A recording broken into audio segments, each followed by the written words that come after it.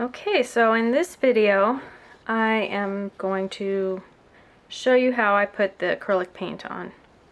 First, before we put the paint on, you're going to want to make sure you sand your piece of wood really well. I sanded all the edges also, even these ones. I sanded the back. Just sand everything so it's smooth. You want to make sure all your varnish is off. If you have varnish or any kind of glossy finish, just even if it doesn't look like it needs sanded, I would give it a good sanding. Just make sure. You want the paint to bond to your wood. So what you're gonna do, let's see, there's no really rhyme or reason to the background. I'm just gonna start slapping on some paint. Before you do that, I usually check these to make sure that they are not too thick. This one I just opened it, and the paint's, you probably can't see it in there. It's a little thick, so I'm just gonna squirt some water in there. You want to make sure it shakes in your bottle.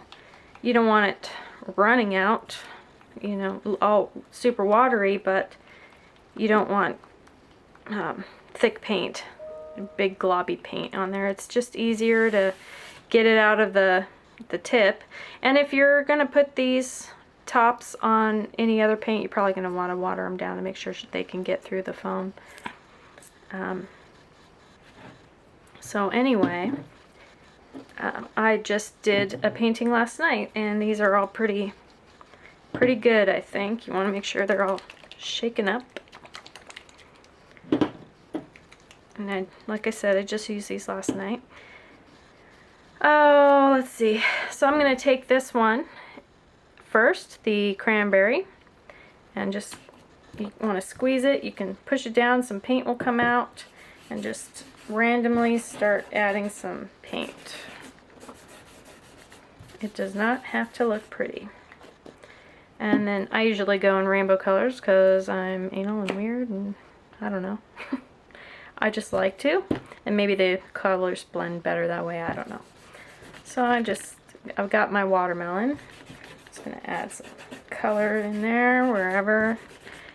It's not really gonna matter. The only thing that will matter is where you're gonna put your face. If you, let's see, I don't know if I have anything. If you are going to do if you're going to draw your face over some paint color, if you paint it over the blue colors or green, your face is going to have blue tint. This one, I made sure that there was a lot of red behind it, so her face looks like pretty normal colors. Let's see. I did this one last night, and you can see, let's see if I can get this in here. Her face was over some reddish yellow. This is a pretty large painting. I don't know if you can see it, but her face was over sort of this green blue. There's green blue along this edge. I can't get it any closer than that. Oh, there we go. Her face is a little greener than this face up here. So it's just something to be aware of. If you don't mind if your face is a little bluer, then that's cool. But if you would like your face a little less blue, well then just make sure you have a little area. Usually this is a good color to go behind the face. It can be any of the reddish colors is fine. Next, I don't know why this one was made extra thick, so it's hard to squeeze, but it's got a little blue in there. This one's terracotta, and I have to squeeze pretty hard to get that one out. Hopefully the new ones I ordered are not like that. Okay, then I'll do the yellow. This is butterscotch.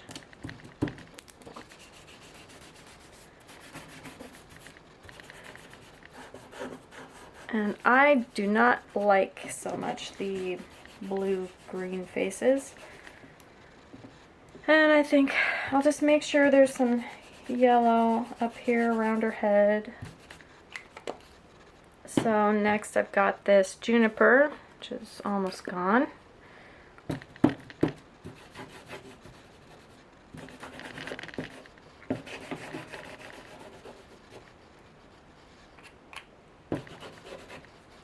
Make sure you can see that. There.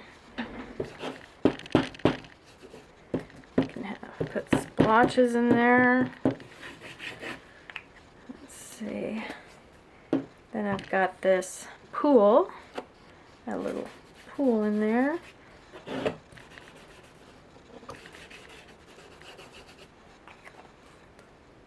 And I really like this clover, it really pops on there. And so does the watermelon, really pops out, stands out. And you can push hard or soft. I really like this color. You can do this with all of them. It's not going to matter what it looks like. It's going to be the background. And I'm going to spray it with water in a minute. And it's going to do some cool stuff. Just be careful because we're using so many colors, it can get a little muddy. I know a lot of people don't like to use a lot of different colors because of that, but I really like all these colors together. And if you're careful, it's not too bad. And I'm doing a lot of this. You'll see when we're done doing what we're doing why. If you see a part that's muddy, dab a little yellow over it, or just to pick a color and dab some over it. This is just, I'm just playing, and I don't care where it's going other than where I want my face. I don't care what any of this looks like. It can all be colored over with the colored pencils if you don't like it. It just doesn't make any difference. It's just playing. And if your thing is getting gross, just dab it on a paper towel and get some of the other colors out of there. Whoop, went right through.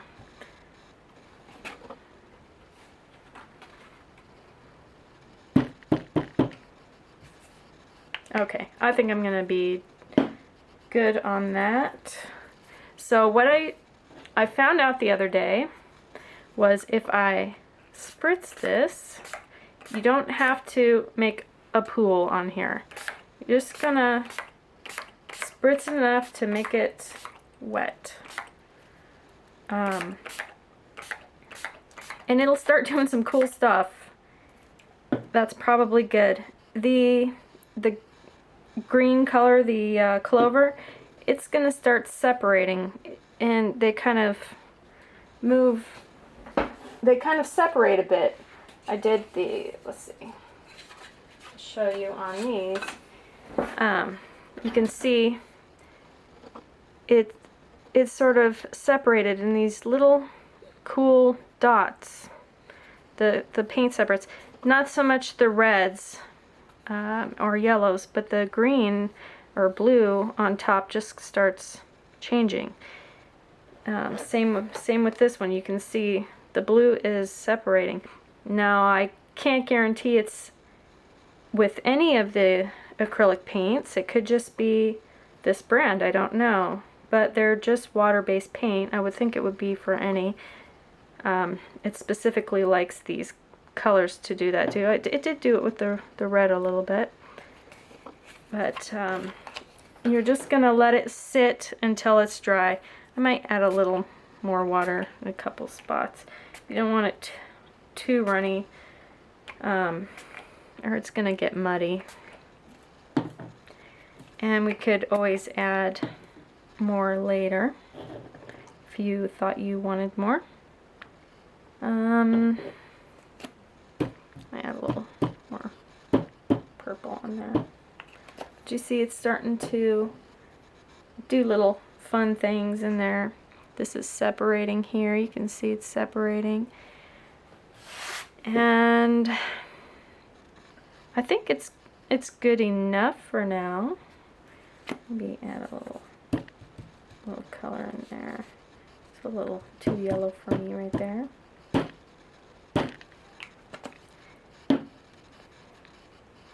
And that's good.